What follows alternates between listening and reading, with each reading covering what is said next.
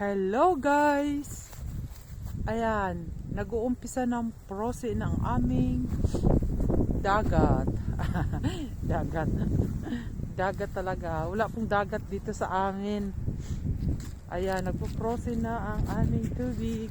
At pag talagang ano na yan siya, pwede na kaming mag-skating. Ayan guys, doon sa taas na yon, ayan doon bahay namin. Ayan, dyan banda yan. Nagkikita ang bahay dito pag maganda lang yung camera ko. Ayan, sa taas, ayan sa taas yan. Yan, diretso na yan. Yan doon ang bahay namin, nakikita. Ayan. At dito kami mag-skiing pag prosin na. Ayan, malapit na talaga siya mag-prosin.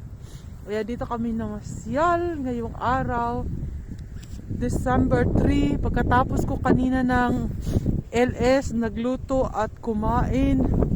At pagkatapos, ayan, natulog. Ayan, nandito na kami namasyal. Ayan guys, kapag prosin na yan siya, diyan kami mag-skating at gagawa ako dyan ng aking vlog. Ayan na si Ubi, antay na ako. Ayan, maganda doon sa taas na yun, oh. Doon sa bahay namin.